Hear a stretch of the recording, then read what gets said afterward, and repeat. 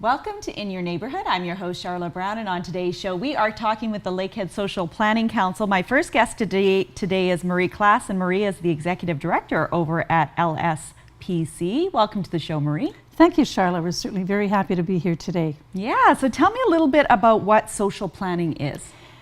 Social planning is one of those elusive descriptors. Like, we know what social planning is, but a lot of people don't. But basically what it is, just like there's health planning in each community, municipal planning, social planning is really described as a process that helps communities identify strengths and weaknesses, of course, gaps in services, and determines ways to improve the quality of life for folks living in our community. So what's the mission of Lakehead Social Planning Council here in Thunder Bay? The mission is really quite straightforward. It's been our mission for a lot of years, and it's, again, it includes our letters patent way back in 1963. So it's relevant in this day and age, which is really, really good. So the mission of LSPC is that it's dedicated to building a better community through strategic alliances, social research, and the provision of valid, reliable information. So, and that's done through our Community Information Referral Center, now known as 211. Wow. So now you just mentioned 1963. Is that when Lakehead Social Planning Council got started here in Thunder Bay? Maybe we could talk a little bit about the history and how and why it got started. Sure. In 1963, a group of like-minded community citizens started to meet at kitchen tables, at coffee shops. They were really quite concerned about the state of affairs, social affairs in Thunder Bay at that time. So they kept that group going and eventually became incorporated, started to work with community organizations to incubate other services where they were able to identify gaps, such as Big Brothers Big Sisters, Castle Green Housing Services, Family Services of Thunder Bay, which is now Thunder Bay Counseling, Meals on Wheels. A variety of other organizations were incubated by the hard work of some of these folks many years ago. Wow, wow. And I'm curious as to how you wound up getting involved and how long you've been there. Well, I just celebrated 25 years with the Social Planning Council. Prior to that, I ran what was called the Community Information Referral Center.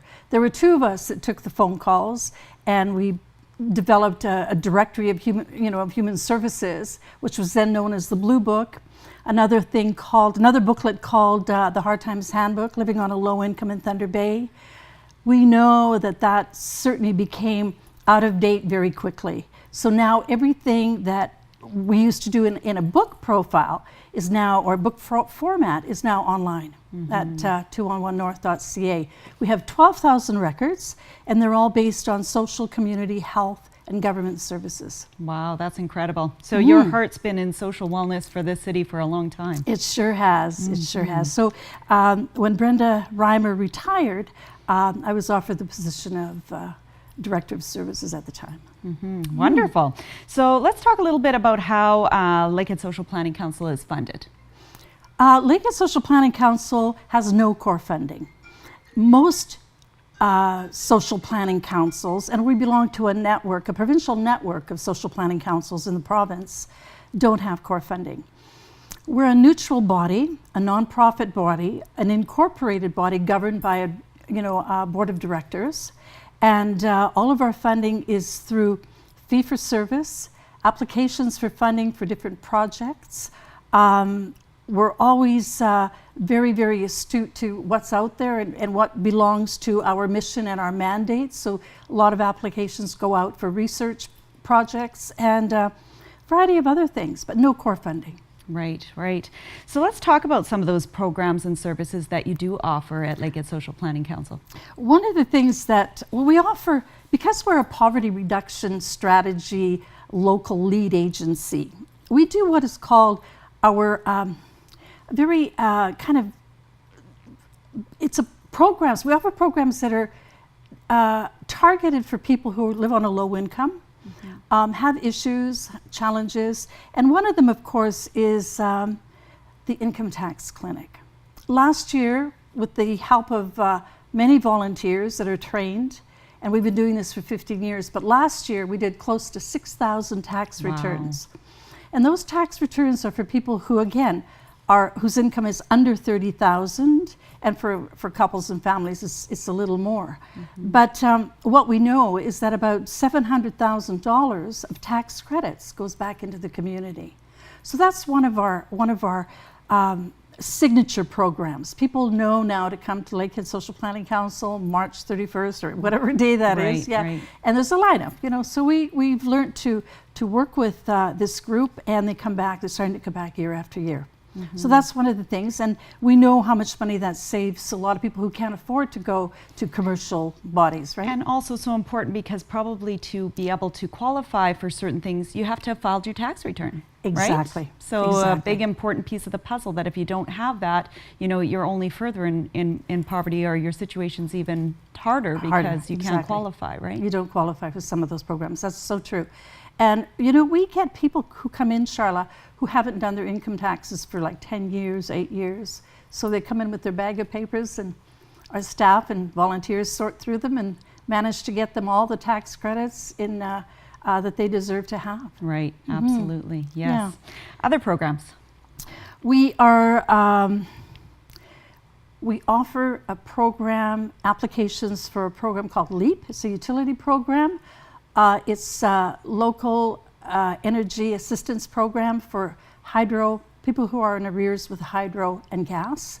And again, there's a qualification piece to that. But again, people are struggling. You know, it's a matter of, do I feed my kids or do I pay my hydro? So if they're in arrears, we get a referral from Thunder Bay Hydro or from Union Gas, and we help folks fill out the applications for assistance. Yeah, absolutely. The other one is OESP, Ontario Energy Assistance Program. That's also, if you qualify, you get a reduction in your hydro bill monthly. So that's another thing that we do.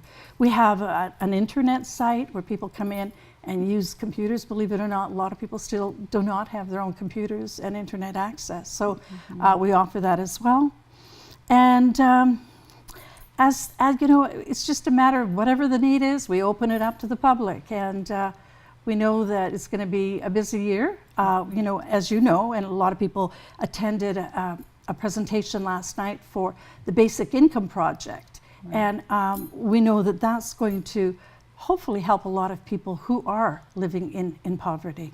Right, right, absolutely. So you're kind of a resource, kind of almost a one-stop shopping as to direct people into where they might need help or even knowing programs that's out there that could help them have a little better life with what they have, maybe make that dollar stretch a little further, that kind of thing. Exactly. You know, a lot of the information that we provide is not found in the phone book. You can't flip through the phone book and find what you're needing. Most people have no idea where to look, where to start looking. So there are 3 ways to use the 211 model. You can phone the 3-digit dialing. You can go online to 211north.ca and find the information you need, or walk in. 211 walk-in as well. Nice. And because of where we've been for the last number of years, people are accustomed to coming in and looking for help. We do a lot of advocacy work as well. Yeah, absolutely. And let's talk about that. How does someone access your services, and where are you located? We're in Victoriaville Mall, and on the main floor, the entrance for Marenco Foods, the first office on your left. We're open Monday through Friday, 8:30 to 4:30. And once the door is open, people can come in and ask for whatever it is that they need. Right, so appointments not needed. People can just walk in and wait, take your turn, that kind of thing. That's right, that's right. Yes, awesome, awesome. So if people are looking for more information about the Lakehead Social Planning Council, their best bet, do you have a website? We do, Sharla, lspc.ca. Wonderful, wonderful. Yeah, and what there is on that particular site right now is information about the new incident reporting, the racism incident reporting that you can do through 211. There's lots of information there as well. Wonderful. Well, we're going to take a quick break, but we're going to be right back with the Lakehead Social Planning Council and talk more about their services.